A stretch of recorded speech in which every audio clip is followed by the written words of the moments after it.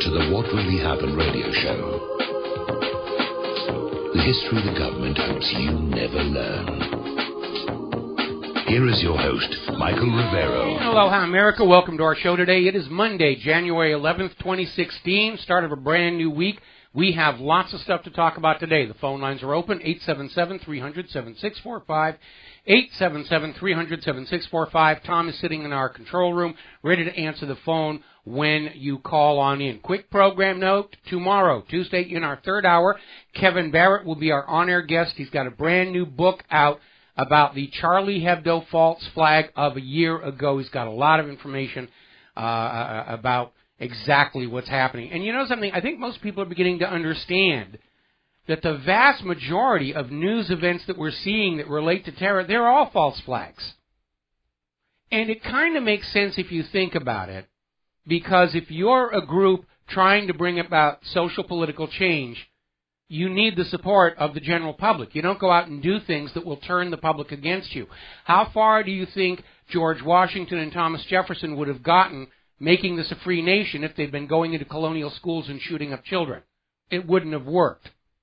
So at this point, 99% of all so-called terror attacks are false flag by state-sponsored actors, if you will. Now then, getting on to state sponsorship of terror, concern is being raised that Britain's continued sale of arms to Saudi Arabia may be a violation of international law because of Saudi Arabia's continuing use of those weapons to kill civilians. When you are an arms exporting country, you're supposed to exert control over the country that is buying the weapons and saying these are only to be used to defend your borders against attack or to project power against military targets. And Great Britain has turned a blind eye to the fact that Saudi Arabia is using their weapons on civilians in Yemen. The Saudis bombed yet another Doctors Without Borders hospital today, killed 5 people, wounded another 10. The U.S. has never held Israel to account for the civilians Israel is killing with U.S.-supplied weapons. So there's a concern there that all of these nations in the West, Great Britain, the United States, they don't care about international law. In our country, they certainly don't care about the Constitution and the Bill of Rights. Over in Ukraine, Kiev is reinforcing its positions in Donbass with artillery and what are called right sector radicals, volunteer militia. Looks like Minsk 2 is dead on arrival, and Poroshenko killed it. One of Poroshenko's advisors is describing Russians as, quote, small, harmful insects. It's the kind of tough talk that can come back and haunt you down the road when you find out that you're not as big and strong as you thought you were. Now, speaking of big and strong, ever since Russia stepped in to assist Assad in bringing Syria back under control of the legitimate Syrian government, 40 days, and during that time, they have liberated 150 cities and towns from the U.S.-backed terrorist groups. 150. That is amazing progress. And they've pretty much smashed the oil smuggling operation from ISIS in Syria up to Erdogan in Turkey. It's been reduced by at least 30%, maybe more. Now, a lot of people have been talking about this area called Madaya, which is all of a sudden big news all over the place about the poor people are starving in there, and, you know, we just got to go in and humanitarian relief. Unfortunately, the corporate media has shot its own foot because already they've been caught using pictures and footage from other places and other times to try and create this image of a suffering Yarmouk, or rather, suffering Madaya that has to be rescued. They're trying to sell us another war on humanitarian claims. And they've been caught faking the propaganda. Now, NATO has come out saying that the army in Afghanistan, the Afghan government forces, are mission incapable against the Taliban. This is the first step on having the West and the U.S. and NATO go back into Afghanistan and make sure that those Afghani people understand that they are now conquered provinces of the West and they should start acting like it. All right. Lebanon, wading into this kerfuffle going on between Saudi Arabia and Iran. Lebanon sides with Iran and has leveled sharp criticism at the Arab League's stance that everybody needs to get together and come up with a list of why we hate Iran. Because we know the real push for war with Iran is coming from the U.S.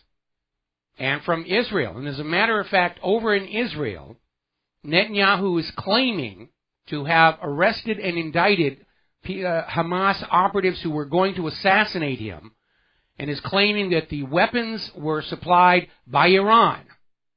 So go get those gosh darn Iranians for us, if you will. All righty, let's see. Now then, U.S. drones have attacked the headquarters of Iraqi forces in Tikrit, killing 9 people.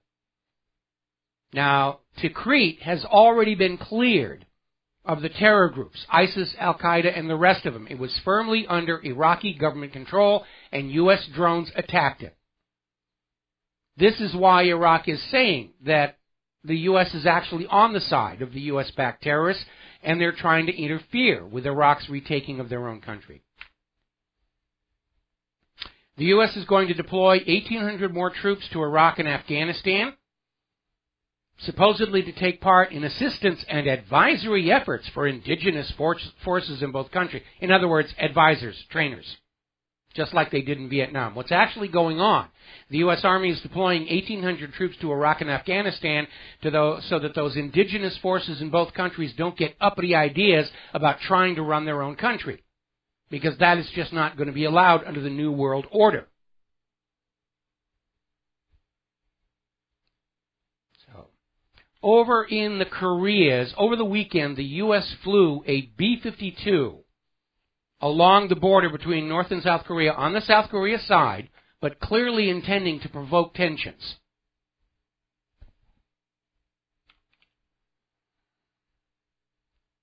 Now, the South Korean defense minister is urging South Korea to boost their missile readiness, and the U.S. troops in South Korea are now on highest alert, ready for any North Korea provocation, even though, as I mentioned before, it's the U.S. that's doing all the provoking by flying strategic nuclear bombers in the sky overhead.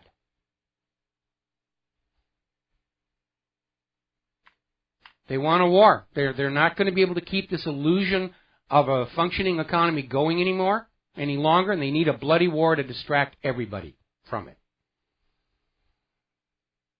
Now, looking at ETF Daily News, they're reporting what we mentioned last week. The Baltic Dry Index is crashing. All-time record lows. And as near as anybody can tell, global commerce is grinding to an absolute halt. Over the weekend, it came out that almost all the cargo ships in the Atlantic are currently sitting at anchor. Nobody is shipping products and raw materials anywhere. The shipping indices are down. The rail indices are down. They have taxed this economy to the point of stalling, and that is exactly what's going on right now.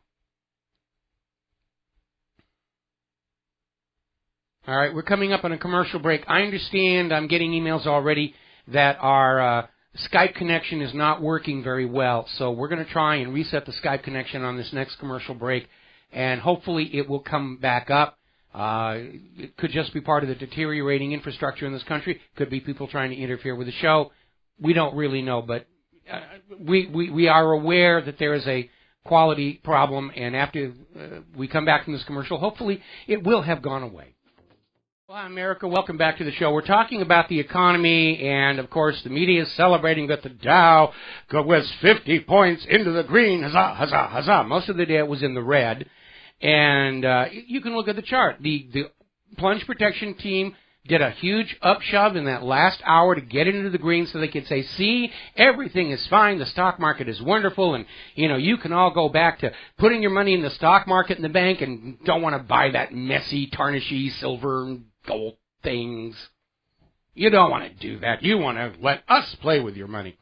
But if you look at the non-indicator issues, they did not do as well because it's those indicator issues that are being manipulated to get those politically desirable results on the stock market. And nobody can hide the fact that the Dow has lost about 1,000 points this month, and it's only the 11th.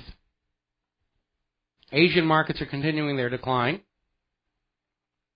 You cannot run an entire economy on the buying and selling of stock and the issuance of debt. There must be manufacturing, there must be agriculture, there have to be products and services being sold, and people have got to have the money to buy them. Those foundation principles of economics are all crumbling before our eyes. As I mentioned before, the Baltic Dry Index is at an all-time low. Almost all of the cargo ships in the Atlantic are riding at anchor. They're not moving. Nobody is buying products. Nobody is shipping raw materials. Shipping indexes are down. Real indexes are down. Excuse me a sec. Still dealing with a head cold here. Thank you for your forbearance. Richard Peterson is out there saying that, yeah, you got to look at the trend since the beginning of the year. You know, a single day in the green doesn't mean anything. The trend is definitely downward. And outside of market rigging, there isn't anything on the horizon that's going to put it back up there. The trickle-down wealth did not trickle down. Hence, the consumers cannot consume. And if you don't have people buying the products you're putting in the stores, the whole system collapses. The Federal Reserve, if you believe their official balance sheet, has lost 1/3 of its net worth over the last 2 weeks. There's now renewed impetus in Congress for a bill to order a full audit of the Federal Reserve. Federal Reserve lobbyists are up there with huge checks saying, no, you don't want to do this. Amazingly enough, Bitcoin turns out to be the top performing currency of 2015. Surprised a lot of people after all the demonization that we've been hearing about Bitcoin. So let's talk about the candidates and the campaign, because things are getting interesting. Over at the Hillary camp, they have got to be in an absolute panic over the latest batch of emails. They released them right on New Year's Eve. We're hoping they were going to come and go. Nobody was going to pay attention. No such luck. We have emails that have come out confirming what I wrote in All Wars Are Bankers' Wars. The attack on Libya was about shackling Libya's oil to the U.S. dollar for trade and getting rid of the gold dinar. It's right there in Hillary's State Department emails. Those were the reasons they went in there. So, everyone's talking about the Hillary email in which she is ordering her staff to delete the classification headings from a document so it can be sent to her non-secure. That is a felony. Doesn't matter what's in the document. The law is very specific. You cannot strip classification marks off a document. Period. End of discussion. Now, there's another email scandal that is starting to brew over the recent release, and it has to do with communications that Hillary was sharing with Sidney Blumenthal, who was not at the time an official part of the State Department, just a friend of Hillary Clinton. Hillary wanted him in the State Department, and Obama said no. So Blumenthal was in Libya trying to drum up business with the Libyan government for some of his business associates. And Blumenthal was sending Hillary Clinton information on what was happening in Libya and in the Middle East, intelligence briefs. Hillary had her own little private ad hoc spy network sent up. The problem is, some of these emails from Sidney Blumenthal to Hillary Clinton, which were sent unclassified, appear to contain NSA intercepted data. That is automatically classified on creation. And behind all of that, the question nobody in the corporate media or the government seems to even want to ask, was Hillary Clinton repeating the 1996 Chinagate scandal, selling U.S. secrets in exchange for campaign or charitable foundation donations? Now, my story on Hillary the Spy has gone viral all over the net. Nobody in the corporate media is even breathing a word about this. They're scared of it. I haven't seen this much fear in the corporate media since I was trying to bring them the story about Vince Foster's murder 20-some-odd years ago. You could just see the blood leave their face.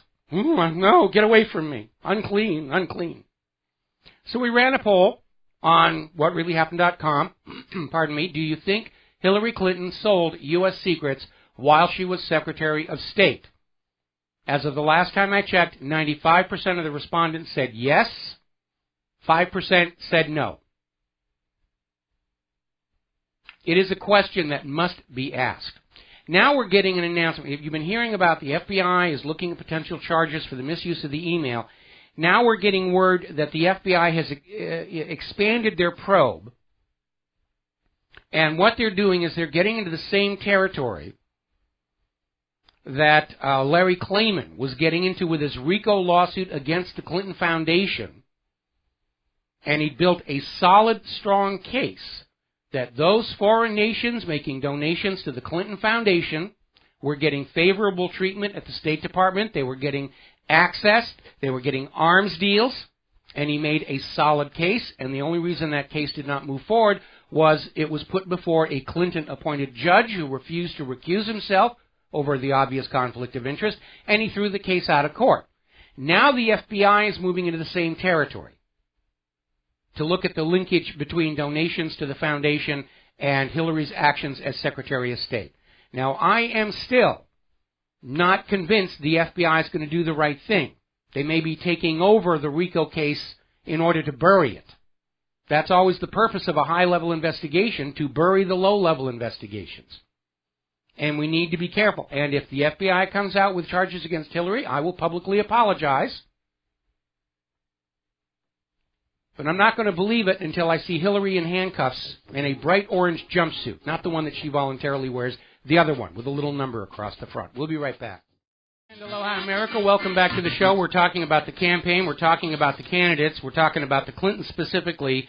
And when Hillary Clinton decided to bring out her secret weapon, meaning her husband, a lot of people were saying that's not really a good idea because of Bill Clinton's reputation and past.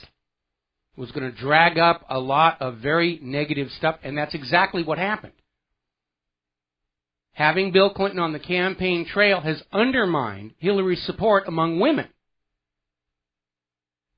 And now there's a new book coming on out that claims to have uncovered 24 new, previously unknown sexual assault victims of Bill Clinton. Now, the latest polls right now have Hillary and Sanders tied in Iowa and Sanders ahead in New Hampshire. And yes, I understand these pre-election polls are wide open to manipulation and interpretation. I've been listening to the various sources on the current polls between Ted Cruz and Donald Trump in Iowa. They're flipping back and forth. If you consider this, it's Trump. If you consider this, it's Cruz. And I'm going to get on Cruz's case here in a little bit because he should not even be on that ballot, period, end of discussion. So there's this new book coming on out, 24 new sexual assault victims. Now, Bill Clinton is already in court. Okay, he's been caught up in this lawsuit against Jeff Epstein, who had his little private island down in the Caribbean, where he had all these underage girls who were there to give back rubs to various celebrities, including Prince Charles, Alan Dershowitz, who is now acting as Epstein's lawyer, and Bill Clinton. And so Dershowitz has now retained Bill Clinton's FBI director to help show that Clinton wasn't present when the alleged sex orgies thrown by Epstein happened. Because if there is such a thing as unimpeachable testimony, it has to be from the head of the FBI. They're circling the wagons out there. Alrighty, story coming out of, actually this is a website. It's called poorhillary.com, and I stumbled over it, poorhillaryclinton.com. And I stumbled over it. I was looking for some support information. There was this amazing video came out over the weekend where there was this guy out there talking to voters in the streets, man in the street interview, and he had this big display board on which were photos of some absolutely gorgeous houses, and he would point out a house and say, who do you think lives there? Donald Trump, Ted Cruz, Ben Carson, Sanders, whatever. And everybody went around the 4 pictures and named the candidates.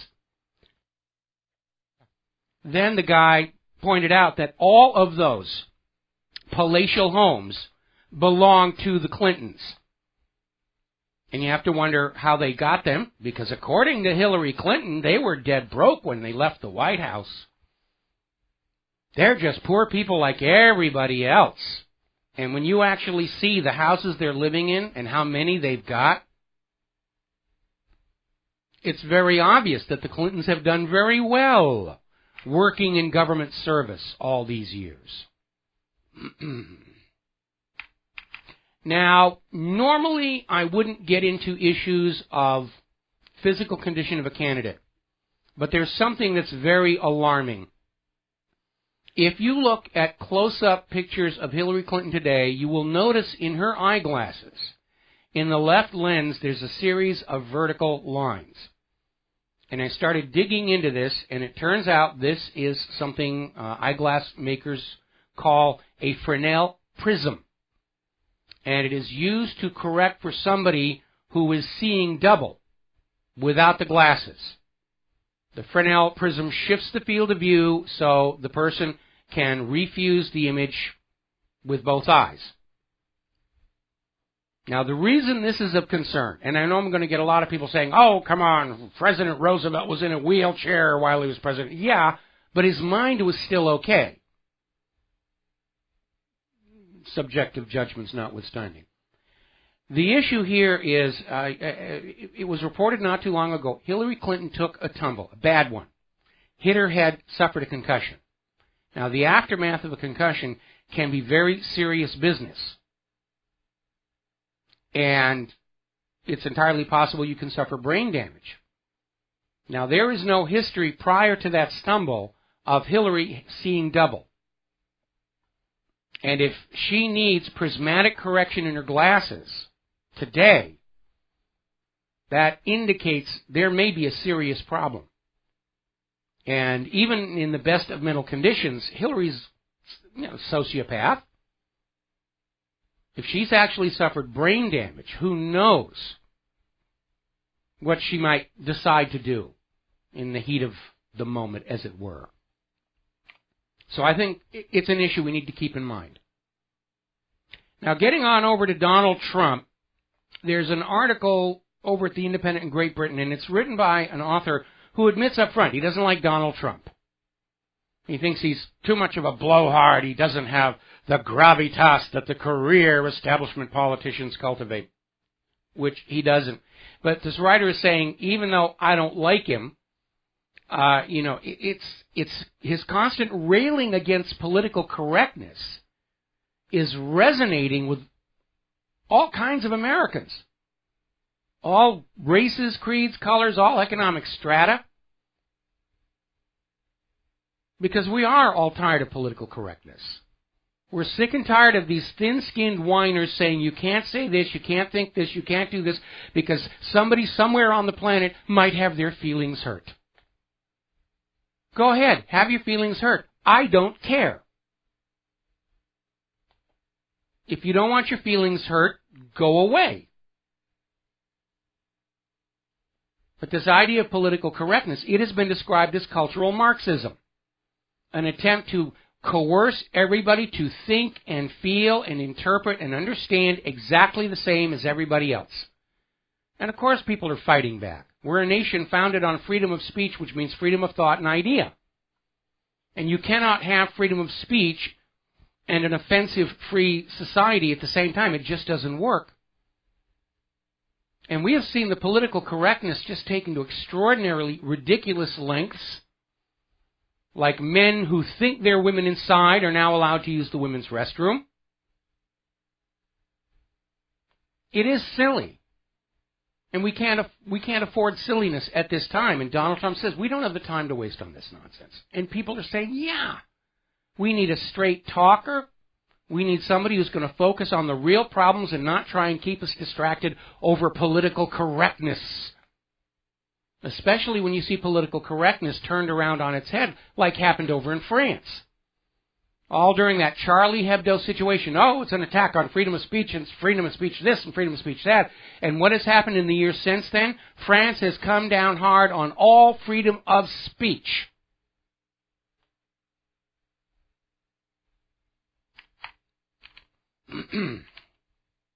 Now then, interesting article, and this cuts right to the heart of the matter. And I stand corrected on the issue of Marco Rubio. And it says don't waste your vote. And it's basically wading back into the issue that neither Ted Cruz nor Marco Rubio qualify as natural-born citizens to hold the office of president. Neither one of them. And I am just ashamed of the GOP leadership, of their ignorance of the Constitution or their willingness to ignore it, to find somebody who can beat Donald Trump. We'll be right back. And aloha, America. Welcome back to the show here. And I have to issue a correction. It was Prince Andrew, not Prince Charles, who was caught up in Jeff Epstein's orgy island and had to go to court and get the records struck and the rest of it. So it was Andrew, not Charles. My apologies to Prince Charles. And moving on. Article over in naturalborncitizen.us. Somebody's actually set up a website on this whole issue now. It says, don't waste your vote. Now, we have been talking for months how Senator Ted Cruz does not meet the constitutional requirements to be the President of the United States of America. He was born in Canada.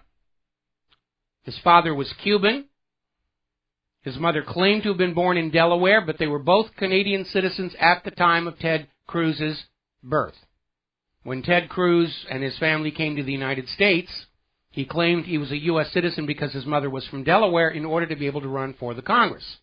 And yes, any U.S. citizen can run for the Congress, but there's an added requirement for the presidency that you be natural born. Article 2, Section 1 of the U.S. Constitution. No person except a natural-born citizen shall be eligible for the office of the President. It then goes on in the 12th Amendment, which is after they started running President and Vice President as pairs. The 12th Amendment extends that to the Vice President. You have to be a natural-born citizen to run as Vice President. Now, the U.S. Supreme Court has ruled in 4 separate cases, natural-born citizen means born inside the United States of America. Their final ruling in Minor v. Happersett, 88 U.S. 162-167. Okay. All children born in the country of parents who were its citizens became themselves upon their birth citizens also. These were natives or natural-born citizens as distinguished from aliens or foreigners. Now, the Founding Fathers relied on existing legal work to frame the Constitution, in particular the law of nations. Ted Cruz's defenders are saying, well, if it's not defined in the Constitution, then it's meaningless. No, it was defined in the legal terms of the day. Natural born means born in that country of citizens.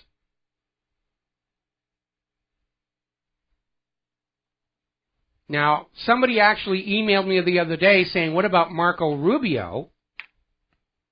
And is he a natural-born U.S. citizen? Well, he's born in Miami. But then, as it turns out, neither of his parents was a U.S. citizen. They were citizens of Cuba.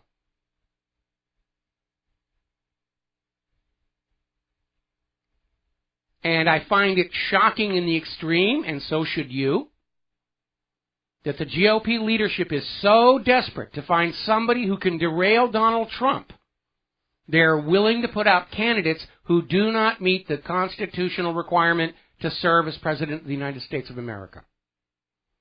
Are they just totally ignorant of the Constitution over there at the GOP Central Committee? Or do they just not care? Do they view those of us who still want to hold the government to the rule of law in that Constitution, are we considered archaic? Oh, they're conspiracy theorists. They think there's some kind of a Constitution out there that we're supposed to be obeying. What kind of tinfoil hat kookery is this stuff? So we have the GOP is fielding candidates who cannot hold the office of president or vice president, and then they're whining while Donald Trump surges ahead. The scandal is not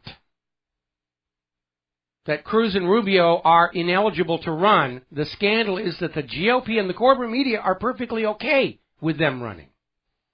We're going to grab ourselves a phone call here. Daniel in Canada. Aloha. Welcome to the show. What's on your mind?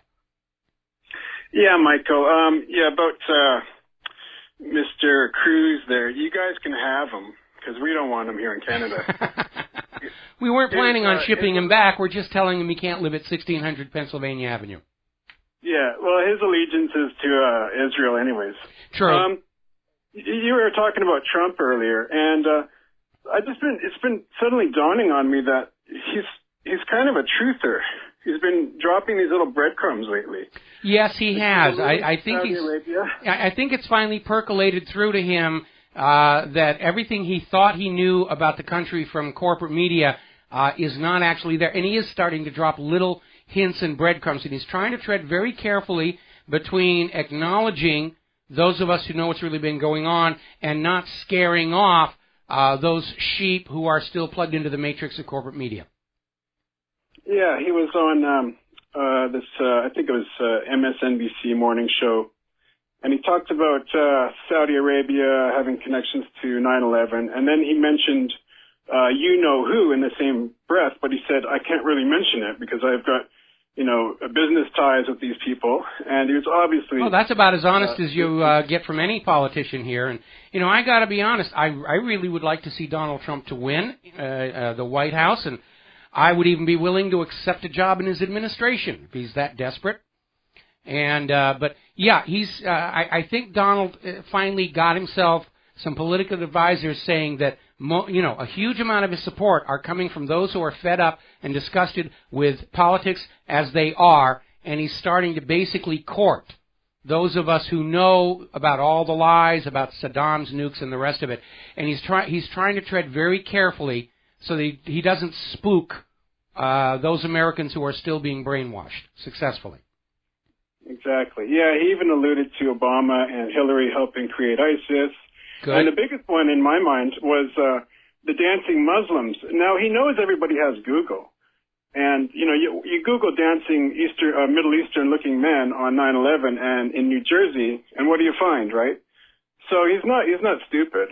That's for sure. Well, again, as he's already admitted, he cannot afford to annoy anybody in Israel that he's doing business with, because anybody who has gone down that path understands it can be the end of your business relation. I mean, look how I got blacklisted out of Hollywood.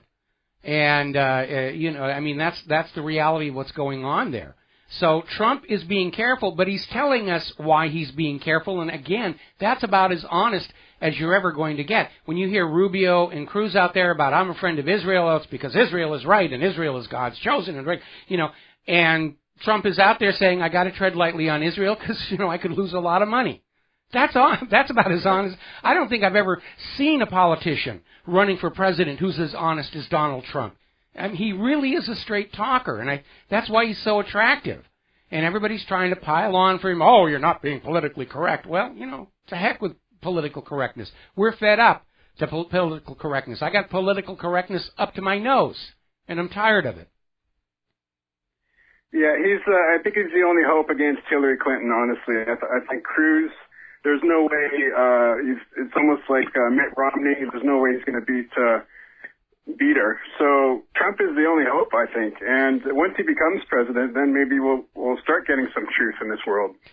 Well, I would love to be involved on that particular part of it. But, yeah, again, Hillary Clinton, remember, she was part of the Watergate investigation. She knows how Richard Nixon's committee to reelect sabotaged Democratic candidates so that Nixon could run against George McGovern, that he could roll over, and she's playing the same game now. She wants Trump out. She knows that she can beat Rubio or Cruz or Bush or any of those people. She's afraid of Donald Trump. And I'm glad Trump's security are being as paranoid as they are. One of his supporters wanted to give Trump an AR-15, and his security said the bolt has to come out first before you even go in the room. And it may seem a little over the top, but yeah, I mean, I don't think we're going to get to the election without somebody taking a shot at Donald. And I just hope he's wearing his Kevlar undies on that day. There's one thing that, I mean, he's outspoken, and that's one thing that they can't ignore him like they did to Ron Paul. So, well, yeah, because Trump, he's got the public interest, he's got his own money, and he can put himself out there anytime he wants to. He really is unstoppable if we're all playing by the rules. Unfortunately, the other side are not intent on playing by the rules. And again, this gets back to the fact that the GOP is still putting all their bets on Rubio and Cruz to derail Trump, even though neither Rubio nor Cruz can hold the office of president. That's how scared they all are of Donald Trump, and that's why I want him in the White House. We got to take a break for our top of the hour news and commercials. We'll be right back. Thank you for the call, Daniel. And we'll be back after these few words. Aloha, America. Welcome back to our show. Hour number 2. The phone lines are open. 877-300-7645. 877-300-7645. We are seeing a whole bunch of articles surface. I'm being sent all this stuff by readers and listeners saying there is a valid concern over Hillary Clinton's possible brain damage. Apparently, she has suffered blood clots before. And I just got a second source that she was on blood thinners when she suffered her fall and suffered a concussion. And that can make a concussion much worse because your blood isn't going to clot quickly. And I know how this mechanism can work because that happened to my father, where he suffered a very minor stroke and the doctors loaded him up with blood thinners, not knowing that he was already on serious blood thinners because of his regular dialysis or something like that. And it just, the bleeding just spread uncontrollably and caused all kinds of damage. Alrighty, so we're going to be keeping an eye on this, but it is amazing what's been going on behind the scenes here. Now then, moving on. Very interesting story, and it may tell us about what Obama's plans are post-White House. Now, last week we were reporting that Obama is seriously thinking of running for United Nations General Secretary after Ban Ki-moon's term is up. Benjamin Netanyahu is out there absolutely saying that he will derail this, he will sabotage it, that he is going to get Obama for not doing what Israel said while he was in the White House. Now we're hearing a story that one of the United States Navy's top commanders has been fired when he sent out an email revealing that President Obama is purchasing a multi-million-dollar seaside luxury villa in the United Arab Emirates city of Dubai.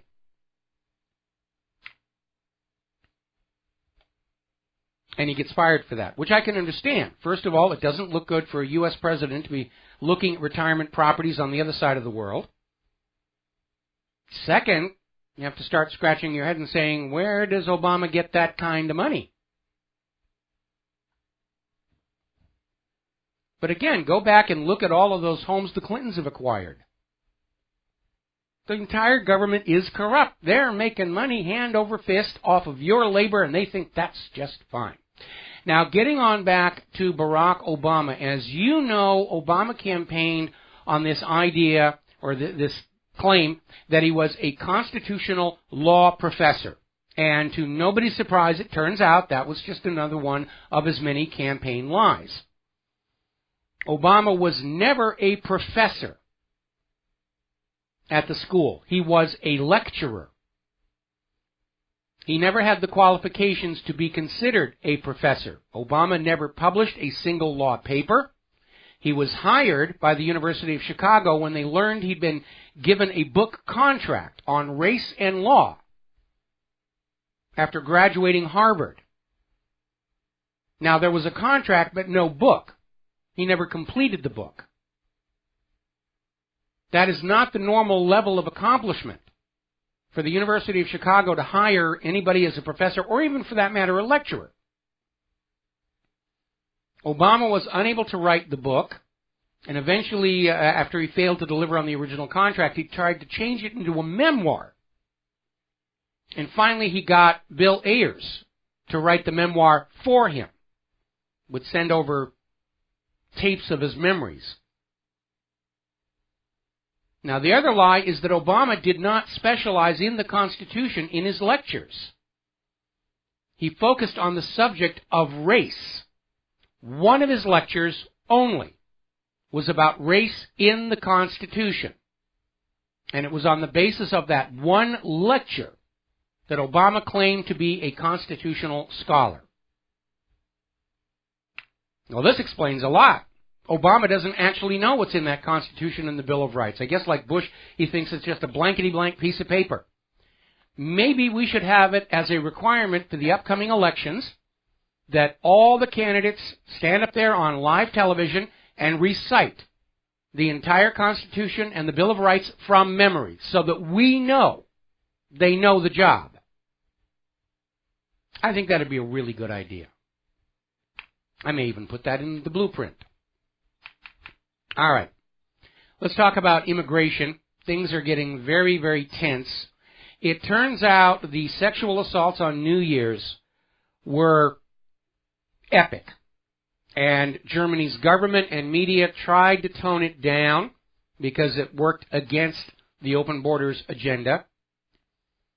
But of course, the independent media reported it fairly and honestly and accurately. And as it turns out, there have already been 600 criminal complaints filed by Germans regarding sexual assault by the refugees on New Year's. And the New World Order people are still trying to salvage the situation. And I saw this very bizarre claim over on Fortress Blogspot in France, where Russian opposition activist Katerina Maldin is saying that the mass rapes in Germany on New Year's Eve were all orchestrated by Vladimir Putin. Ooh, Putin's bad. Now, Katerina needs to understand something. For propaganda to work, it has to be believable. You can't just come on out with this absolute nonsense. It doesn't make any sense at all. Yes, I all know about the big lie. The bigger the lie, the more people are going to believe it. But there is a very thin line between the big lie and just looking really ridiculous. We're seeing another story over in Sputnik News. Even though Angela Merkel has done an about-face and is now acknowledging there needs to be controls on the refugees pouring into Germany, it may be too little, too late. According to the German newspaper Saarbrücker Zeitung, members of Merkel's own party are starting to talk about the need for her to resign before their coalition government fragments. Now, up in Oregon, the news is good. The situation is being de-escalated by the protesters. The Oregon militia has told their armed supporters to go home. They are not needed, and they're negotiating a peaceful end to this with the FBI right now. And that was the smart thing to do, because Obama's looking for any bloody incident he can use to attack the Second Amendment. CNN's already out there saying Obama needs to declare a national emergency and get rid of that Second Amendment. And they're out there saying that anybody who thinks the government wants to totally disarm the American people, that's just a wacky conspiracy theory. No, it isn't. It's that gradual encroachment. And there's over at James Perloff's website, jamesperloff.com, he's got a wonderful article, called It's Only 1%. It's only a little thing. It's only a 30-round magazine. And he uses the history of the income tax to explain how government gets what it wants over time. Because in the original Constitution, a direct, non-apportioned income tax was forbidden. The Supreme Court ruled income tax unconstitutional in 1895. But people went along with the income tax because when it was introduced, it was only 1% for people whose incomes were above $20,000 a year, which back then was a lot of money. It's only 1%. We'll be glad to help out. Well, look at the tax rates today. And it's the same thing with gun control. We want to take away we're only taking away the long magazine. Oh, we're only taking away. And then you wind up basically with the law-abiding citizens of this country completely disarmed, which is what they want. So the criminals can take more money away from you. Kind of makes you wonder whose side the government is on. We'll be right back. And aloha, America. Welcome back to the show. I was just looking at the poll at WhatReallyHappened.com. Do you think Hillary Clinton sold U.S. secrets while Secretary of State? It's now 97% yes and 3% no. So I think there's a start of a trend there. Okay, the propagandists are out there trying to remind us all that ISIS is bad, to try and recover from the revelation that the U.S. government created, funded, and trained both Al-Qaeda and ISIS as proxies in the Middle East. They're still trying to exploit this situation in Philadelphia, where this perpetrator who pledges allegiance to ISIS and said he did it for Islam, walked up to a police cruiser and put 3 bullets into the officer's arm, who amazingly enough was so lightly wounded from 3 gunshots he was able to get out of the car and catch this guy. And if this shooter had really wanted to kill the police officer, it's actually a straighter shot to just go for the headshot. So this thing reeks of public relations, and it's not getting any traction. And so now they're trying to up the ante, as it were. Saturday night, an anonymous woman walks up to a Philadelphia police officer to warn them that other Philadelphia officers are in danger because radical associates of the confessed gunman are at large. So we're going to start the egg timer. There we go. Let's get on over to the Veterans Administration. 1 year after the revelation of how the Veterans Administration was abandoning our wounded veterans who had gone over to these war zones to conquer these resource-rich territories for the benefit of American financial corporations, and they're just being abandoned. 1 year after the scandal came out, the number of veterans still waiting for care is 50% higher than when the scandal broke. Remember last week we were reporting on how one VA office only has a backlog of 40,000 unprocessed cases. They're not very good at doing these things. Now, here's a bizarre story. We have been talking about the NSA and asking the question, if the NSA can't find the malware writers and the Viagra ad things and whatever, you know, are they incompetent or are they part of the black hat hackers? Kaspersky Lab says they are. Equation Group has been tracked back to being NSA. And they're busy stealing your business secrets and naked pictures of your significant other to whack off over, because I don't think any of them can actually get a real date in the real world. And there's this very, very bizarre story that came out of Blacklisted News where there was a Freedom of Information Act request filed with the NSA regarding a child's coloring book. And the NSA says it will take 4 years to respond to the Freedom of Information Act request about a children's coloring book.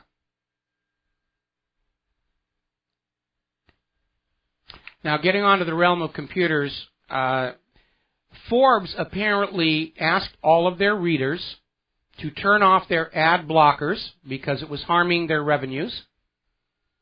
And as soon as Forbes readers turned off the ad blockers, the first ad showed up on the Forbes website, delivered malware.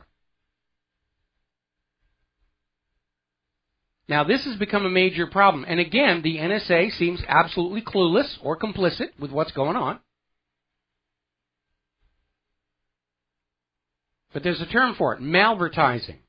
And that is where computer criminals will set up a legitimate business front claiming to sell hydrostatic flamer stands. And they'll go out to websites like mine and they'll say, we want to run an ad. Oh, okay, sure, I need the money. I'll take the ad.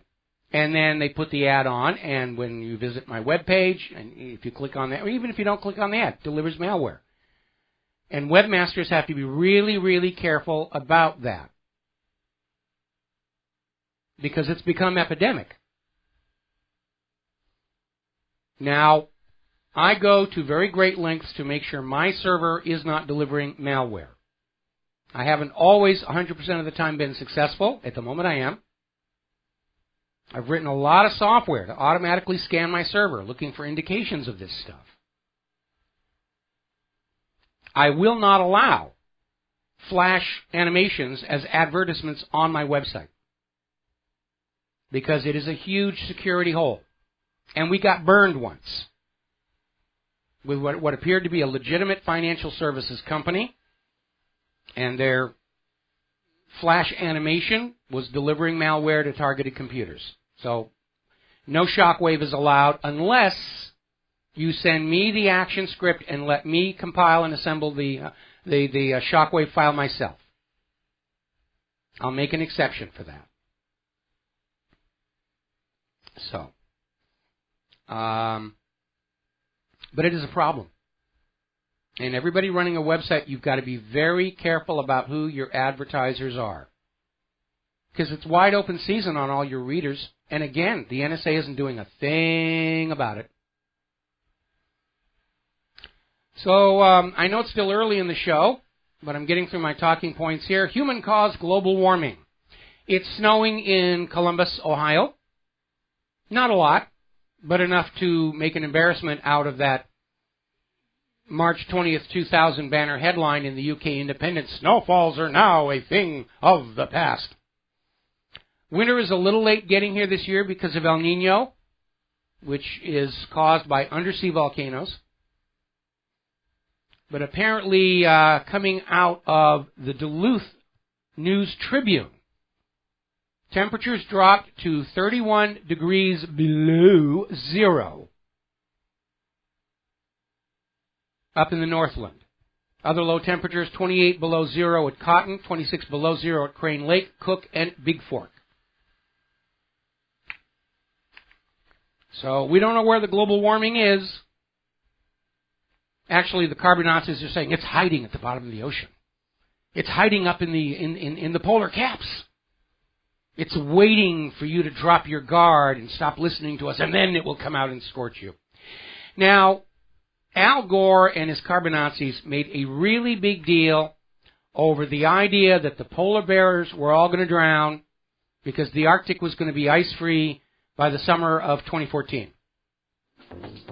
More about this when we come back. Hi, America. Welcome back to the show here. And before we get back on to global warming, I'm looking at the Fox News feed. They're giving the headline treatment to the FBI starting their own investigation into corruption allegations surrounding Hillary Clinton's term as Secretary of State and donations to the Clinton Foundation. And I got to tell you, it makes me very nervous that they're giving it the headline treatment, because what the FBI is investigating is pretty much the same thing Larry Klayman built his RICO case on down in Florida. And when Larry Klayman was making that case, the corporate media couldn't be interested. And then that Clinton-appointed judge threw the case out of court. And knowing that the FBI has been the protectors of the Clintons all the way back to the murder of White House Deputy Counsel Vincent Foster, I don't think they're changing their tune now, especially because Hillary can turn around and say, well, you know, you guys covered up for this and that and all the rest of that. I think the FBI is going to put on a big show of investigating the email server and investigating the corruption charges, and they're going to say, well, there's some questionable things there, but really it doesn't rise to the level of being indictable. I think that's what we're being set up for, because I get very nervous when the corporate media starts talking about these issues and giving it preferential treatment. And if I'm wrong, I'll apologize right here on the air. But I think that's what's happening. Latest polls are saying 46% of Democratic voters think Hillary should drop out of the campaign if she is charged with a felony. Now, if she's convicted of a felony, she's ineligible to be the president. But her own voters are saying she should step down if she's merely charged. Other polls are showing that if the race comes down this year to Hillary Clinton and Donald Trump, 20% of registered Democrats are saying they will cross the party line and vote for Donald Trump. And still, nobody in the corporate media and nobody in the government is looking at the possibility that Hillary Clinton was selling U.S. classified secrets on her weak email private server and using the charitable foundation to collect and launder the payments. Nobody seems to want to go near that. Not even to say it's an absolute kook tinfoil hat conspiracy theory. The silence is very telling on this matter. Now then, we're getting on back to human-caused global warming. A mainstay of Al Gore's campaign about global warming, even in his documentary Inconvenient Truth, was the claim that polar bears were going to drown horribly because human-caused global warming was melting the Arctic ice caps and the polar bears were going to drown and it's all your fault and aren't they cute and white and fluffy and how could you let this happen to the little polar bears? And a lot of people called Al Gore on it, first of all, for using footage taken in the summer when ice is melting and presenting it as being in the dead of winter. Second of all, polar bears don't drown. They have been tracked being able to swim for as much as 60 miles, and even when they're not swimming, they float between their high body fat ratio and their fur. They're very buoyant. It takes an effort for polar bears to submerge. Their fur, the strands of their fur are actually hollow. That's what makes the fur look white. And it also makes it a good thermal insulator to have that hollow core. And it also traps air and makes it buoyant. So they're still out there with the polar bears. Now there's new information. There's been a report put out by the U.S. Geological Survey and the University of Alaska at Fairbanks, basically saying that the fossil record shows polar bears have been around for a very long time, including periods when the Arctic really was free of ice. They adapted, and they did very well, and they're still with us here today. So it's another one of the hysterical Carbonazi claims derailed. Now, this happened last week, but I felt like commenting on it. Heavy flooding affects drought-stricken California, and it almost seems like the headline's a contradiction in terms, or it was hastily written, like that headline we put up at WhatReallyHappened.com late last week. China may be using the sea to conceal their submarines. Yeah, that's kind of how they work, actually. So heavy flooding affects drought-stricken California, and they're out there saying that even though there's been a huge amount of rain, California is still dealing with a drought. Well, actually, the two are not incompatible when you realize that the Nestle Corporation is still sucking California aquifers dry, putting it in bottles and selling it back to the people of California at $2 a pop. Two other California aquifers have become contaminated with fracking chemicals. They're not safe to drink. They're starting to use that for plant irrigation, meaning those fracking chemicals may not be in the water you're drinking, but they're in the food you're going to be eating.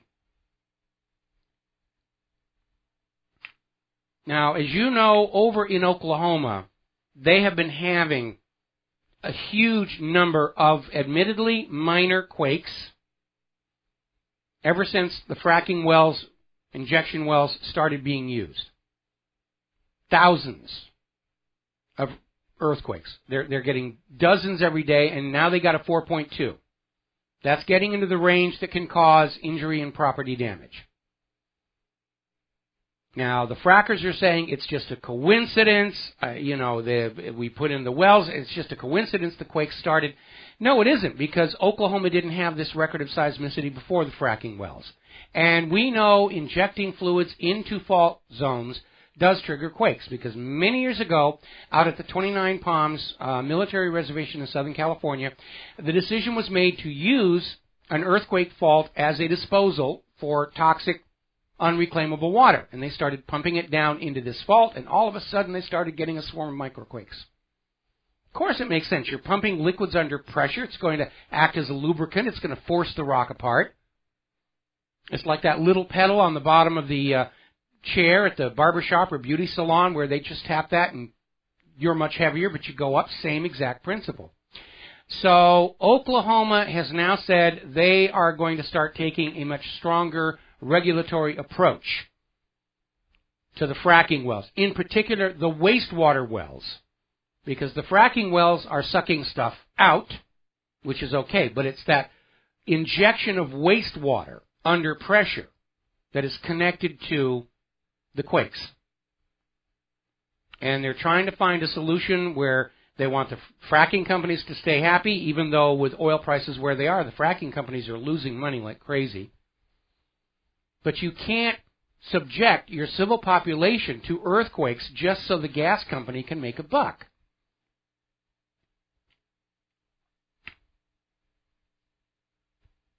I mean, it shows just how fascistic our government has gone, where harm is allowed to be visited upon ordinary people because it's good for the profits of this or that corporation. Whether it's fracking quakes, harmful, ineffective vaccines, GMO food, it is absolutely a symptom of fascism that the interests of corporations to make money are given a much higher priority. I see we have a caller. Unfortunately, we're almost out of time on this segment, but John, stay on the phone. I'm going to take your phone call as soon as we come on back, okay? So be patient, drink some coffee, walk around, have some air. And we're going to come back, take the phone call. Then we're going to be talking about how the Environmental Protection Agency has all of a sudden started becoming a little more honest about fracking and drinking water. We'll be right back. Aloha, America. Welcome back to our show. We're going to go ahead and take a phone call here. John in Barbados, thank you for waiting patiently. What's on your mind today? Aloha, Michael. Well, this is the first time I've been on since the New Year, so Happy New Year to... Happy New Year to you, too. Yes, I don't know whether to believe this or not, but I've been reading a nationwide poll. And according to this poll on current trends, it will be glee in one neck of the woods and dismay in another. But according to what I've been reading, 47 states out of the 50 would vote for Donald Trump as president. Yeah, the polls are all over the place, and that's because everybody's trying to manufacture a poll that supports their candidate. But around here, everybody's talking about Donald Trump. They love the fact that he's clearly not a career establishment politician, and they're ready for that breath of fresh air. They want the old guard out. And along with the swing toward Donald Trump, I think we're going to see a huge anti-incumbency fever sweeping the voters this year. I think they're going to want the old people out, the establishment politicians out. They're going to want the Israel firsters out. Yeah, I agree with that analysis. It seems to be the way things are moving. And just the undercurrents, reading between the lines in all sorts of publications, the Los Angeles Times and the Huffington Post and lots of places. If you look at the blogs, they are, the comments under the particular articles, it's all Donald Trump. Yes. He's got huge grassroots support. And that earlier caller kind of hit it on the head. Donald Trump has enough of his own personal resources where he can't be shoved out the way they did Ron Paul in 2008 and 2012. Trump is formidable, and that's another reason why people like him is because he's got his own money. He's not for sale, and that's why he's such a threat to the current power establishment. The last thing I wanted to mention is this nonsense going on in Iraq. I was reading an article yesterday where several helicopters, U.S. helicopters, of course, were seen delivering material to the ISIS fighters in Mosul. Yes. And it also seems that a particularly nasty attack on one of the Iraqi army's bases took place. Into Crete. Yeah, U.S. drones struck it, even though that base was in an area where ISIS had already been driven out. And the U.S. went in and blew up the local headquarters of the Iraq military forces. And, of course, the U.S. is saying, oh, gee, we're sorry. We were sure there were terrorists in there, honest. Well, I'm sure they have these big Iraqi flags outside, I'm sure they probably do. Just like the USS Liberty had a U.S. flag on top of it. Didn't stop Israel from shooting them up. Well, apparently, of course, Tikrit is not that far distant from Mosul. Yes. They're quite close. So, it's obvious that all the maps we're seeing of both Syria and Iraq, when they're coloured, to give us a view of where ISIS is and where the local armies of Iraq and Syria are completely out of date. I mean, they seem to stay the same no matter how much gains these two militaries make. It seems nonsense to me. Well, that's, basically right now the U.S. is pushing the propaganda theme that Russia's entry into both Iraq and Syria has really had little effect. So, of course, the corporate media is going to be showing you maps that do not change. Okay? And at this point, I think the maps we're being shown are inaccurate, deliberately misleading. But, of course, the maps being used by the drone pilots are electronic and are being updated minute to minute. So they really don't have an excuse for hitting that facility, that headquarters in Tikrit, just like the U.S. really didn't have any justification for bombing power stations and food supply units and water supply units over in Syria. The real wars are against, again, Iraq and Syria, and ISIS-Al-Qaeda is just the excuse. Well, I hate to say this, but I think those drone pilots thought it was another hospital. That's cruel. That's cruel. Well, maybe they thought, yeah. But I thought that was the Saudis who were real big on bombing hospitals now. Oh, yes, and hospitals for the blind now even. Oh, yeah, that was, don't let them see you coming or something like that. I mean, that was absurd. That was absolutely absurd. Any strike, any military strike on any civilian facility, that is a war crime. And it is a war crime. Yeah, and we have to face up to the fact the U.S. government is committing war crimes in all of these countries, for which our leaders should be held accountable. Well, things may be changing slowly, but it looks like this nonsense is moving. The last thing I want to talk about is what's happening in Britain at the moment. All this fracking in Britain and the flooding has caused these chemicals to mix with the floodwaters. And insurance companies are refusing to pay out because of the contamination. They're not paying to get the contamination cleaned. I think if this is happening in the UK, it's very shortly going to be moving to the US. I'm sure of that. And, when you buy any insurance, you have to read it very carefully as to what it covers and what it doesn't cover. But you're absolutely right. The insurance companies, they're in financial trouble too, because insurance companies will take the money you pay in your premiums and they'll invest it. And if the economy's not doing well and the stock market's going down, then the insurance companies get into extreme fiscal difficulty, and the first thing they do is they start looking for excuses not to make payouts on claims. And sometimes they'll openly violate the policy and refuse to pay a claim, figuring it's going to be in the court system for 4 or 5 years, and down the road we'll be in a better financial position to settle. Well, that was the last thing I wanted to mention, Michael. Enjoy the rest of your day, and I'll be still listening in. All right. Well, thank you very much, John. We're going to let you go. Okay. Now then, getting on back to fracking. Article out of Natural Blaze. And it's basically talking about how 5 years ago the Environmental Protection Agency was commissioned by Congress to undertake a study of the impacts of fracking on drinking water.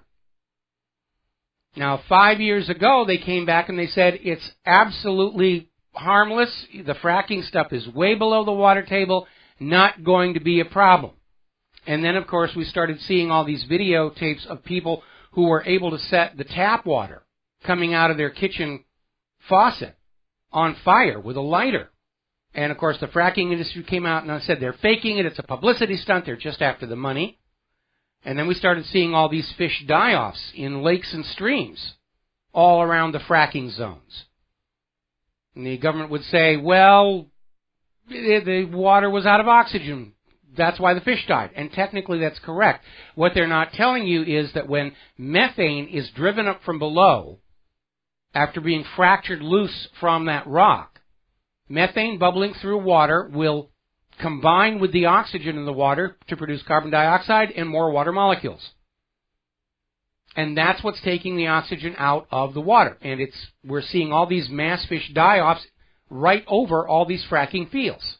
It's very obvious. Well, now according to this article in Natural Blaze, some of the EPA's own scientists have now gone public saying that, yeah, that report from a few years ago wasn't being honest. Just like we had the whistleblower over at the CDC saying that report about the safety of vaccines wasn't exactly accurate. Just like we're now having scientists come out of NOAA saying that NOAA's report that global warming has proceeded without a pause may not be exactly accurate. The government is losing their grip on bought and paid for politicized corporate science.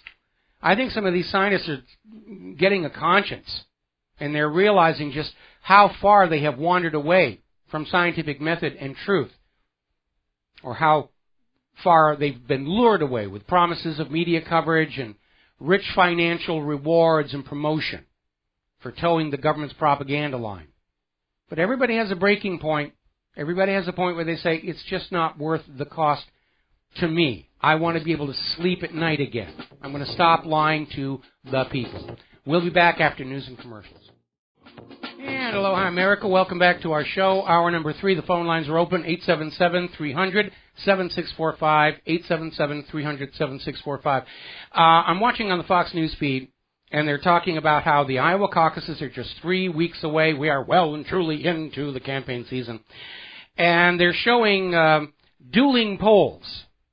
Time to get out the banjo. Ding, ding, ding, ding, ding, ding, ding, because the Quinnipiac poll is showing Trump is ahead, and the NBC Wall Street Journal poll is showing Ted Cruz is ahead. And I can understand why the Wall Street Journal wants Ted Cruz to win this thing. But I'm going to hit this over and over and over again. Ted Cruz does not meet the constitutional requirement to be the President of the United States of America. And everybody who continues to support his candidacy is either ignorant of the Constitution or contemptuous of it. There is a clear and present danger to our constitutional republic from these people. Because if Ted Cruz and his supporters are willing to ignore the Constitution to get him into the White House, they will ignore the Constitution when he's in the White House, and we've already had way too much of that sort of thing. Now, over in Flint, Michigan, and as you know, Michael Moore's first documentary, Roger and Me, was about the Flint economy in the wake of the auto companies offshoring, and it launched his career, and it is a good documentary. And they've got another problem over there, because apparently in early 2014, remember when Flint, Michigan got into trouble, and the governor of Michigan appointed an emergency manager, Darnell Early, to try and balance the budget in the city of Flint. And one of the things they did to save money was they switched the water supply for Flint from the Detroit water system to just sucking it out of the Flint River, which is deeply polluted. It's also got a very high salt content. Now, that high salt content corroded the old pipes, which then leached lead into the water supply. Now, internal emails are showing that Snyder and his officials were aware of the problem, could have fixed it for $100 a day, but did nothing about it. The scandal came to light after a pediatrician noticed that the levels of lead in the children she was treating had tripled since the city switched its water supply. Remember what I said earlier in the show? A symptom of fascism? When the money becomes more important than the people? This is a good example. People in Michigan are not only saying they want the governor out of the governor's mansion, they want him in prison for literally poisoning the entire city of Flint with lead to balance the budget. And it's more than just the harm visited on the people. By allowing this slightly salty water into the pipes, they have vastly shortened the lifespan of the existing water system, hastening the day when it's all going to have to be dug up and replaced.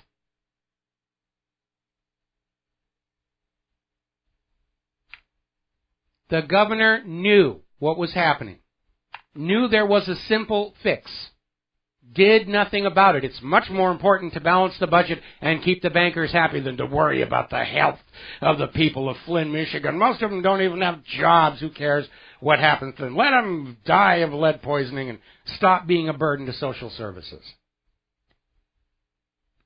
Now, in response to this scandal,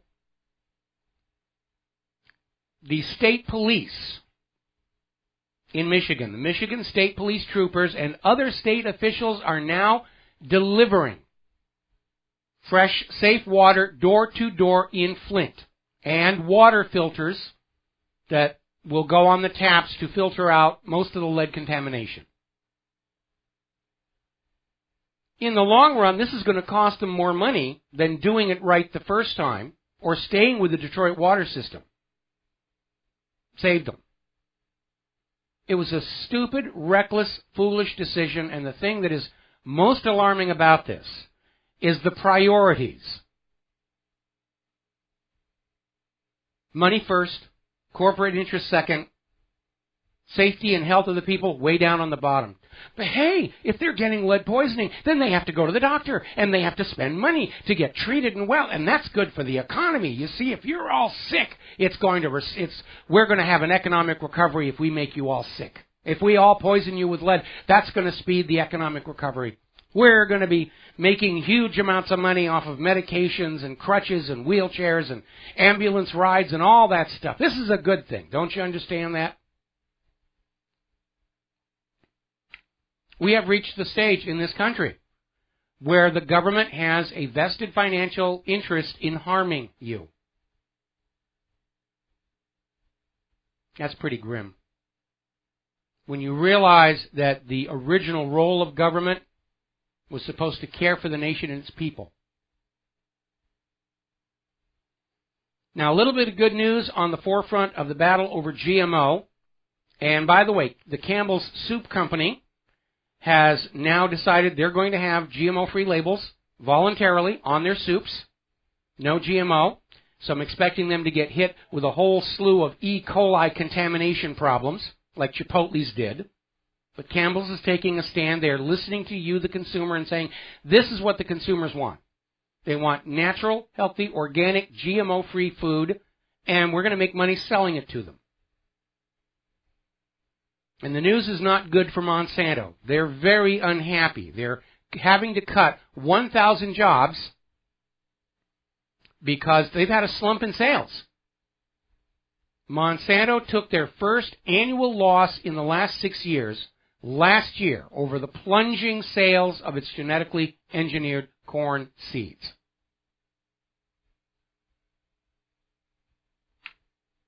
Now, Venezuela has passed a new law rejecting GMOs, and even further, banning the idea of a patent on seeds for that nation.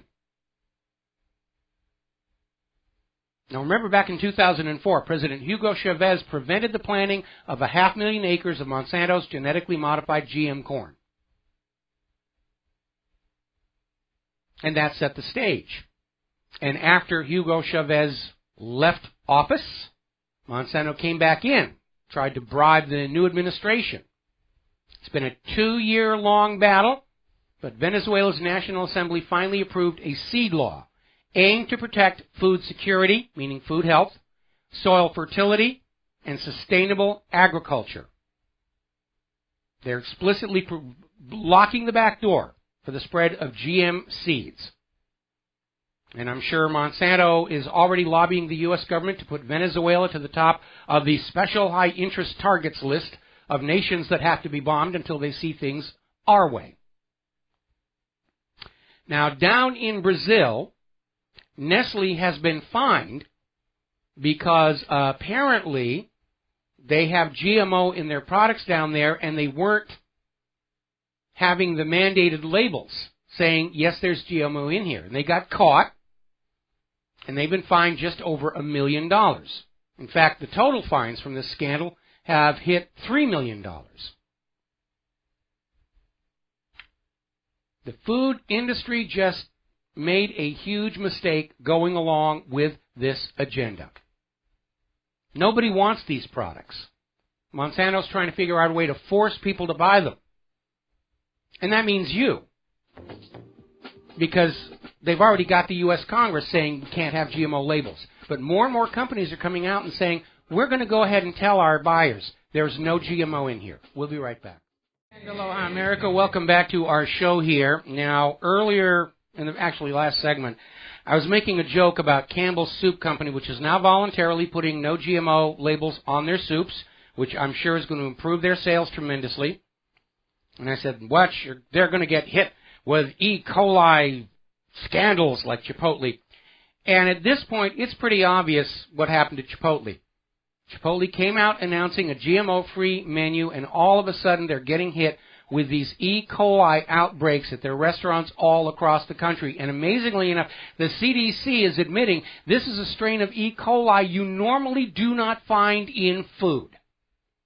It's a clear case of industrial sabotage, of Monsanto sending their oppressors out there to say anybody who refuses the holy dogma of GMO will be destroyed. And not too surprisingly, Chipotle has been served with a federal grand jury subpoena as part of a criminal investigation tied to a dangerous norovirus outbreak last summer. See how all these problems hit Chipotle after they announced that GMO-free menu? Do you see how it works in a fascist economic dictatorship?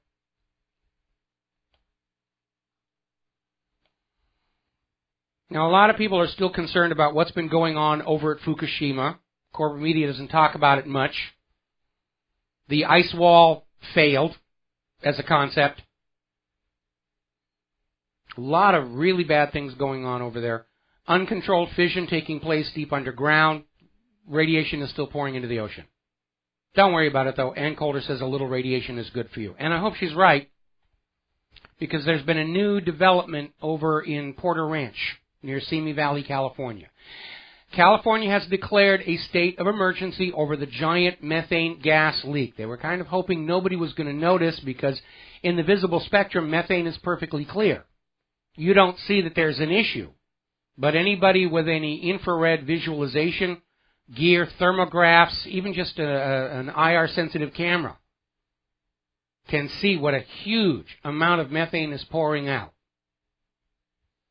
Now, yesterday, I put up an article talking about this place that's in Southern California called the Santa Susana Field Laboratory.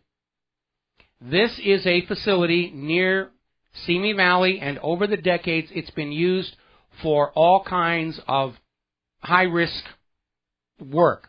It was used as a rocket engine testing location stand during the development of the shuttle, during military missiles. The exhaust from those solid fuel rockets highly toxic. A lot of materials study producing toxic waste that was just dumped into the environment.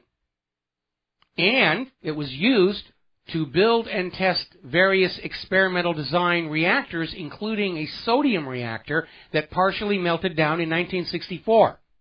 And it was kept secret from the surrounding people for 10 years. Now, despite the obvious contamination, the Santa Susana Field Laboratory has never been declared a Superfund cleanup site due to industry lobbying and due to the fact that much of the work conducted there was classified. And literally tons of the radioactive and toxic debris released by accidents over the decades has never been accounted for. It's presumed to have percolated down into the ground for decades.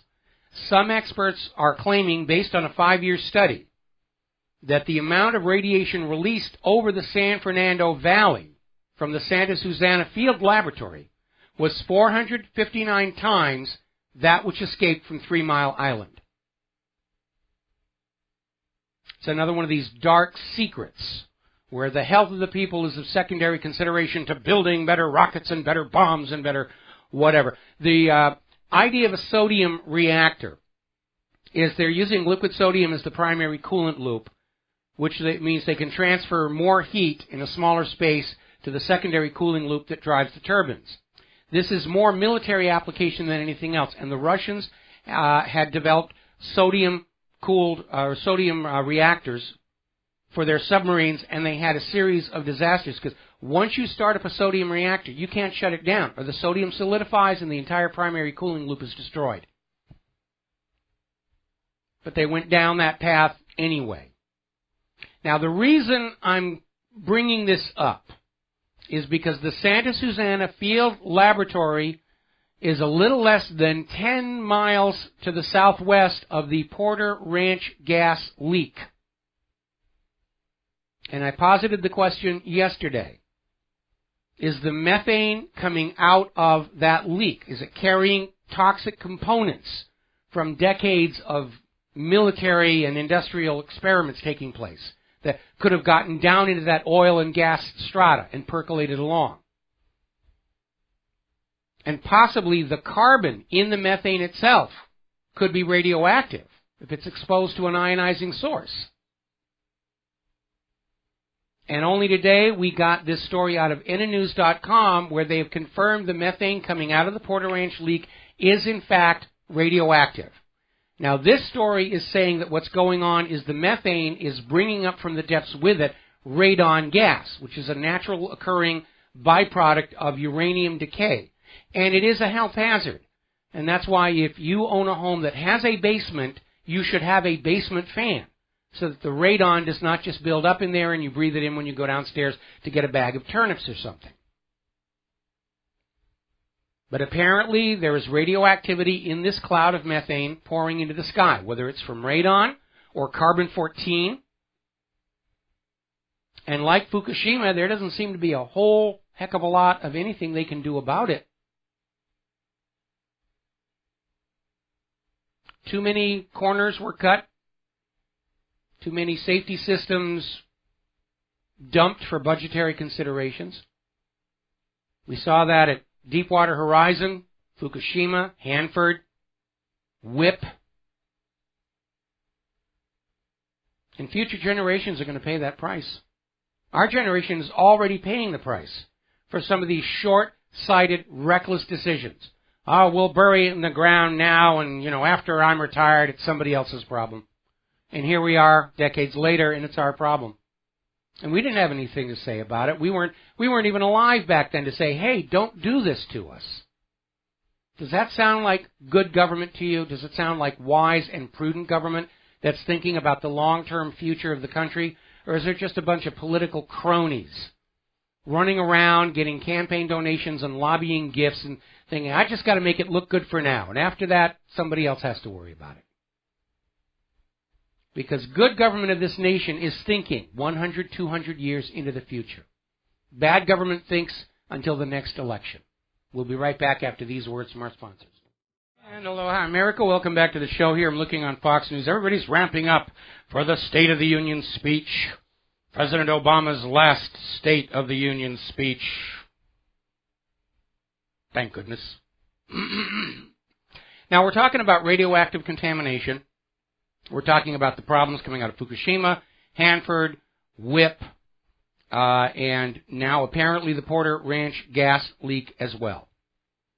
And it gets worse than that. We have been talking for about a month about this landfill near St. Louis, Missouri.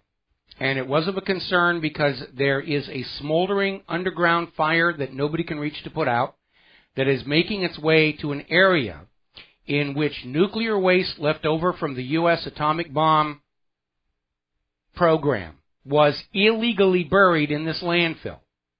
Even back then, they knew they had to be careful about the nuclear waste, and, well, there's a war on, we got to beat the Germans and Japanese to the bone, so we'll just put the nuclear waste down here. Yeah, somebody else's problem to worry about. And the concern was that if this smoldering fire hits this nuclear waste, it is going to basically have particulates up in the air or leachates into the groundwater.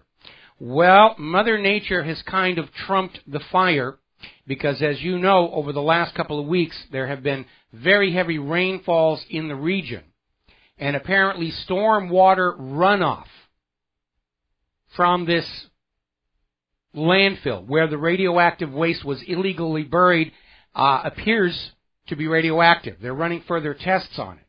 But it seems that water has percolated down to this nuclear waste, been drawn back up to the surface.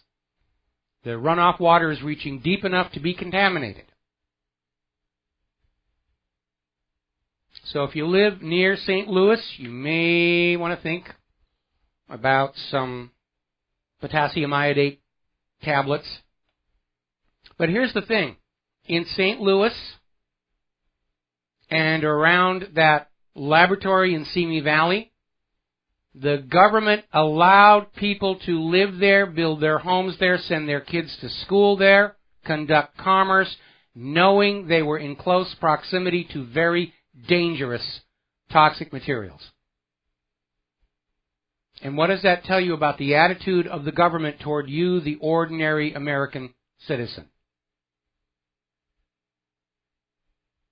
Tells you a lot, doesn't it?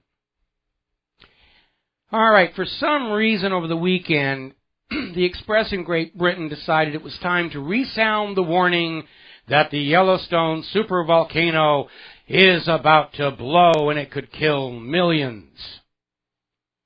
And basically they've got some scientists who are no doubt seeking additional funding, saying there's a 10% chance of an eruption soon, killing millions and devastating the planet. They don't say what soon means. Geological terms, soon could mean 100 million years or 100,000 years. It is overdue. If you look at the geology of the area from Yellowstone heading to the southwest, you can see the remains of ancient eruptions of this supervolcano. And they space out at regular intervals. And yes, Yellowstone's overdue, but we're not really seeing the indications of an imminent, as in within our lifetime, eruption. Like I said, this feels like some volcanologists are out there trying to get some additional funding to study the volcano, which can be a little bit of fun if you don't step in the wrong place. Not a problem in Yellowstone, definitely a problem down here on the Big Island.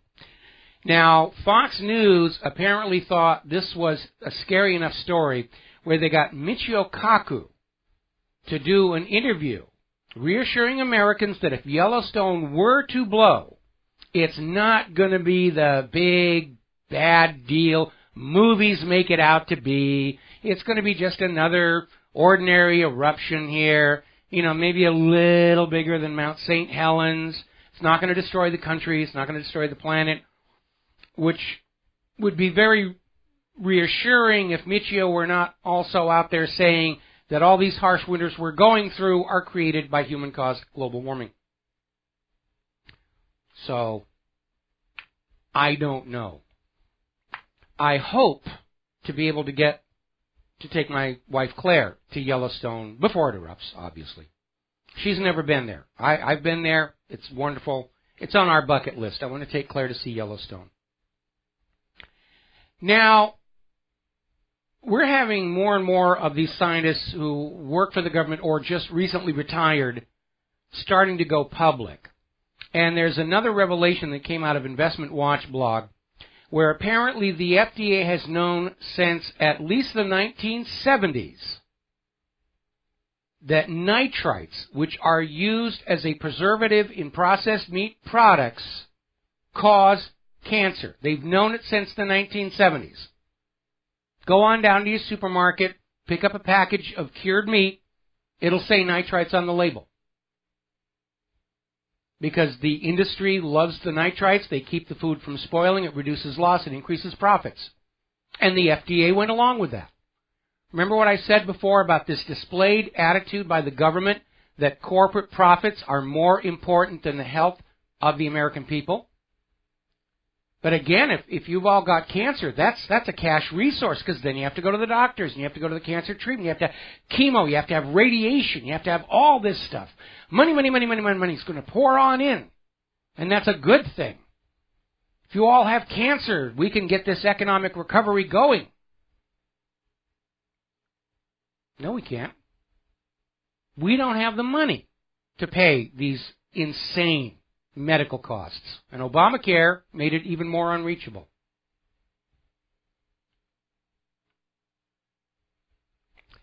Now, if you are my age, you will recall back in 1961, there was the revelation that cholesterol was bad for you. It was bad for your health, created heart disease, all kinds of situations. A guy by the name of Keyes came up with this one study. And it dovetailed nicely with the commercial agenda of companies that wanted to sell more processed foods. Instead of you eating food out of your garden, you don't want to do that. Like eggs especially, it's high in cholesterol. You want to come to the supermarket and you want to buy our egg-like substance in a cardboard box that we have decholesterolized. And Americans fell for it. And from 1961 until today, Americans have been avoiding cholesterol. A few years ago, they started to differentiate and say, well, there's a good cholesterol and there's a bad cholesterol. Well, looking back on it, Key's study was apparently highly flawed and ignored research that contradicted the link between cholesterol and poor health. And the American Heart Association is starting to kind of back away and saying, well, it turns out the science was a little soft. Actually, it's flaccid. And the cholesterol warnings may come to an end. So why were those warnings out there and allowed for 50 years? Because it helped companies sell processed food products. It discouraged Americans from eating food grown in their own backyards. That's what it was for. And again, look at all of these stories together and figure out what is the attitude of the federal government towards corporate profits versus the health and welfare of ordinary Americans. There's a very clear bias. And I think it's time we start looking at that very carefully. We'll be right back. Aloha, America. Welcome back to the show. I'm looking on Fox News. They're still hammering on this extremist attacks police officer in Philadelphia, and they're pounding it as hard as they can to remind us all that ISIS are bad and the police officers are good. You shouldn't pay attention to all that contradictory information on the independent media. If you're a loyal American, you will believe the bovine excrement. Alrighty, now over at RIMF.com, little follow-up on the Oklahoma situation. Tina Rothery is out there saying, far from regulating fracking, it should be outlawed completely because of what's going on in Oklahoma. And don't forget, that earthquake that damaged the Washington Monument was linked to fracking nearby. There are a lot of areas that have earthquake faults in the United States that are under serious pressure. And they're not active, they're not moving, but they are there, like the New Madrid fault. You start tinkering around with that, you could have a major disaster. And maybe it's going to take a major disaster to wake people up to the dangers caused by this injection. And remember, what's going on down there is highly toxic, some cases radioactive. Remember, we had that guy who worked for a fracking company called into the show and said the fracking companies are making deals with other industries that have toxic waste that they can't get rid of, and they'll pump it down into those wells, and then it starts showing up in your drinking water. It's a very reckless behavior. We expect the government to be looking out for the general good of the nation, and clearly they have failed on that. Now then, as you know, Barack Obama is out in high dudgeon. He wants to ban guns. Although if you think that, you're a conspiracy theorist, and then they can take your gun away from you. And the gun-grabbing movement is out there with a bunch of lies to try and convince you that you should give up your weapons, and if your home gets broken into by a rapist or a murderer or anybody whose brains have been melted on prescription antidepressants, just call 911 and wait patiently, and they will get there sooner or later. Now, one of the myths that they're putting out there, and this one was even in Obama's speech a week ago, purchasing firearms at gun shows do not require a background check due to the gun show loophole. No, there is no gun show loophole. If an individual wants to purchase a firearm from a licensed firearms retailer, which is the majority of the vendors at the gun shows, the individual must fill out the required federal firearms paperwork and undergo a national instant criminal background check. The only firearms that are bought at gun shows without a background check are those being bought and sold between individuals peer-to-peer. Now, these private sales are not different from selling a personal hunting rifle to your family or friends. It's private property. Most of the guns sold this way are antique or collectible guns, whose value is diminished if you ever actually fire the thing. Myth number 2, gun shows lack any law enforcement presence. That's not true. I went to the gun show down in Honolulu. The cops were all over the place. Now, Obama hit this one too. Myth number 3, individuals who purchase firearms on the internet are not subject to background checks. That is flat out fraudulent. That is false. If you can buy a gun on the internet, but it has to be delivered to a licensed gun dealer near your residence. Then you go over to the gun dealer, you fill out the paperwork, you pass the background check, then the firearm's delivered to you.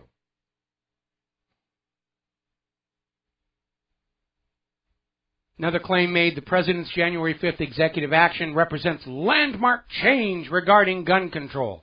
Actually, most of it was a reiteration of existing law, which is not being enforced.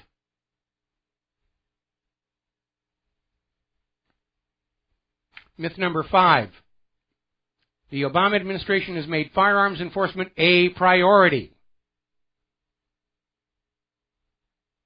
Now, the Obama administration has used its limited criminal enforcement resources. Remember, the Constitution does not grant the federal government actual law enforcement authority. That's reserved to the states and local community.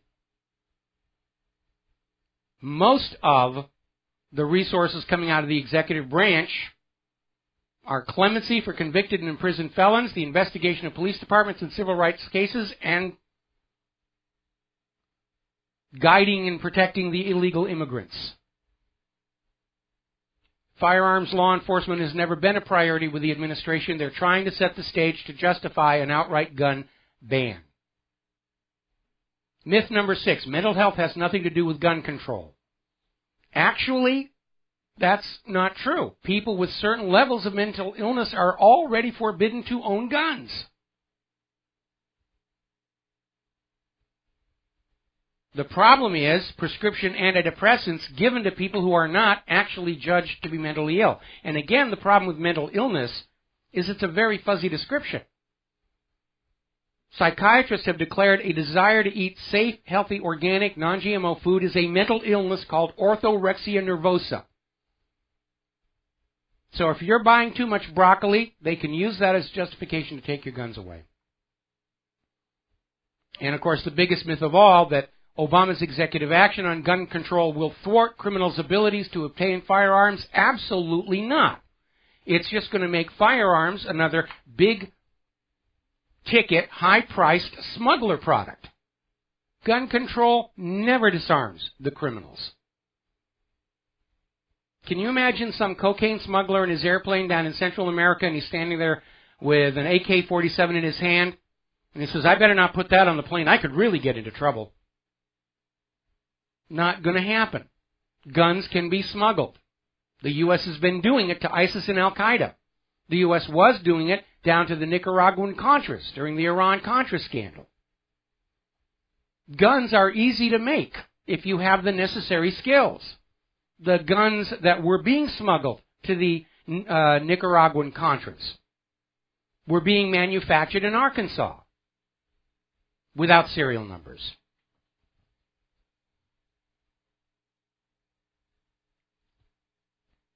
And it just goes on and go on and go on.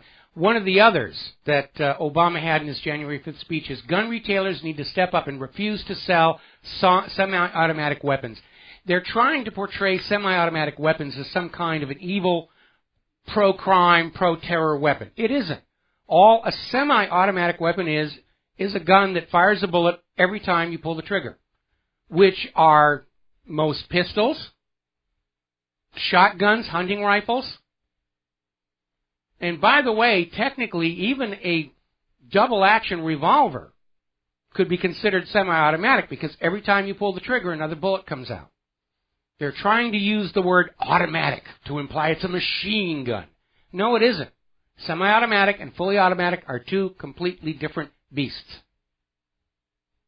What's going on is this government understands that the American people are waking up to the abuse that has been heaped on us for decade after decade after decade, and the U.S. government is in a corner economically. They cannot keep their little Ponzi scheme, private central bank scam going any longer unless they find ways to take more wealth away from us.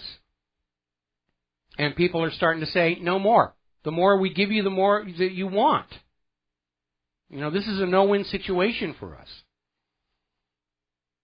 At some point, the government is going to want to try and ban private ownership of gold and silver coins and bars.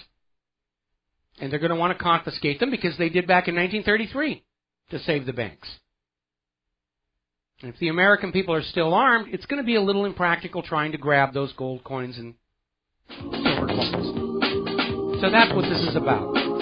All right, there's the music. I got to get on out of here and do Jim Goddard's show up in Vancouver. We'll be back tomorrow here on the Genesis Communication Network. Until then, please make a point of talking to your friends and family and coworkers who are not on the Internet yet. According to that Gallup poll, the majority of Americans are starting to ask important questions. Please be there to give them the answers. We'll be back tomorrow. Aloha, America.